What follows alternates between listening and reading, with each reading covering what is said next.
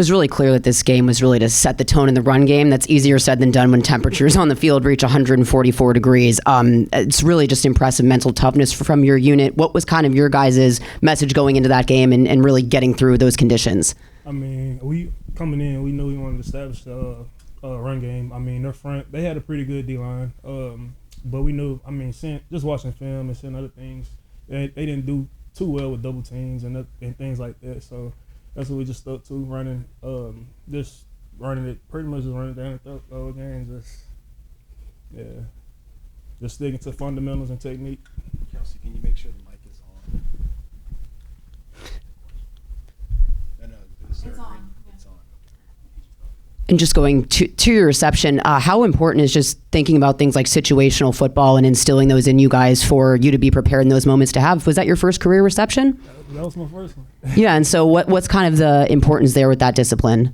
I mean, you said the importance to just the ball security, situational, knowing that what to do in that moment. Yeah. I mean, just throughout that whole thing, I mean, I kind of heard it. I heard the pass deflection, and I was just like, okay.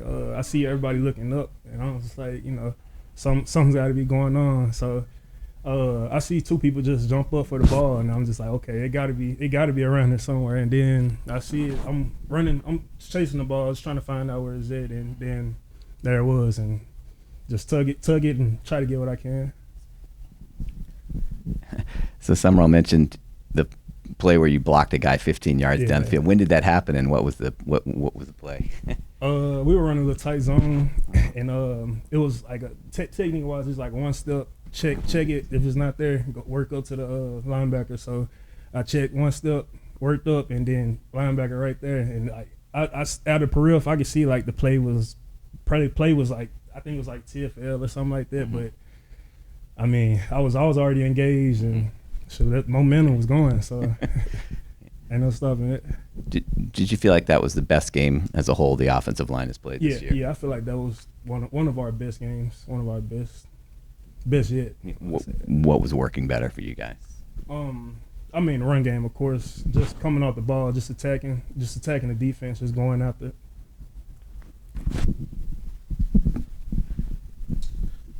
You guys enter conference play this weekend. How important is it to set the tone and to get off to a good start in conference play? Yeah, important. It's very important just to just go ahead and get that start in conference play. Going 1-0 this week. Trying to focus on going 1-0 every week. Trying not to put ourselves in a bad position to have to battle out in the end. So it's. From what you've seen of USF on film, what stands out the most about their defense? I feel like they got two good interior guys, 0 and 3.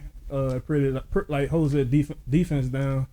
I feel like they play pretty well, coach well, good technique, and yeah.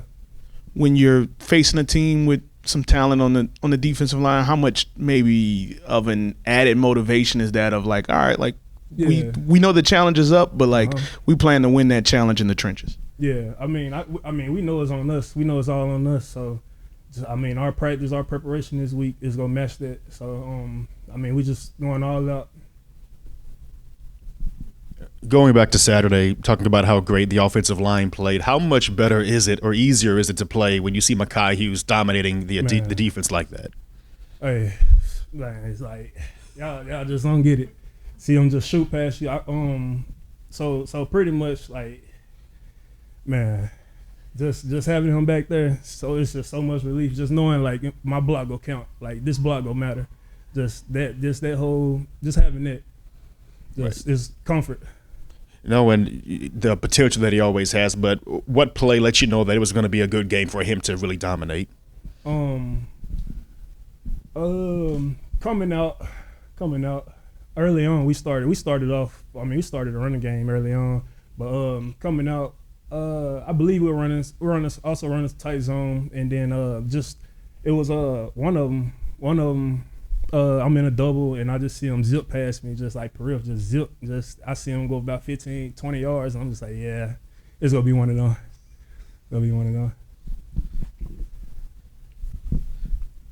Mensa will obviously be playing his first conference game. Just what have you seen from him, and what's the confidence level in him as you move forward in this season? Yeah. I mean, I got a lot of confidence in him. I had that since he got here. Like, just since he's been here, it's like just coming in as a freshman. When I first met him, he just had that confidence. Like, it's just the way he moved around, just carried himself and stuff like that. So like, I never doubted him. I always knew he was gonna be like, like he was eventually gonna be that guy. Like, I kind of had that feeling in the back of my head. I'm just like, yeah, just watching him, see the way he moved, just the whole competition. He's just just resilient. Just kept going, kept his head down, just kept working. So I got a lot of confidence in him. Were you following the whole Pac-12 conversation, conference realignment thing closely? Not at all, or how much? And just what are your thoughts on Tulane staying in the American? I didn't really follow it too closely, and I didn't really know like what was like the factors and this and that. So I don't really, yeah. You kind of played all over the offensive line last year for Tulane, being a really key piece when there were injuries, and settling into that guard role this year. What's that kind of been like, and what do you really like about playing right guard? It's left guard.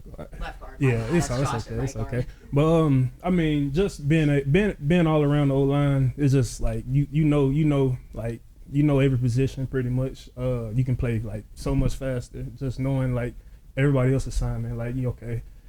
You just the speed of the game just picks up, like it's just way faster for you. So you can play fast, come off the ball, and just do your thing.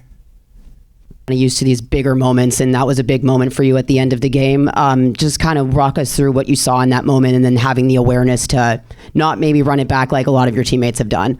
Well, yeah, that last play, we was in man. We was really playing man almost that whole last drive. We wanted to get sticky on those guys. So I was deep in the post. Fobbs, he made a great move on the tackle. Got pressure on the quarterback. Quarterback kind of lobbed it up. Fell right in my hands. I was running for a little bit, then I kind of locked eyes with Coach Summerall, and I got down real quick. I didn't want to mess with that. So. Yeah. Going off that, Summerall said if you wouldn't have got down, he'd have tackled you. How far do you think he would have taken him to get you? Oh, I've been knowing Summerall since I was a freshman, so he really would have got me for real. He would have ran and got me. Right. In a game like that, when it's a little bit of a back and forth, but being able to seal it on the defensive side, how does that give a really good morale boost heading into the next week? Oh, it gives a real good morale boost. I mean, throughout the game, we had our ups and downs, but like Coach Gaz was telling us this morning, those last two drives, we bowled up and we got those stuff that we needed. So that's great confidence going into this next week.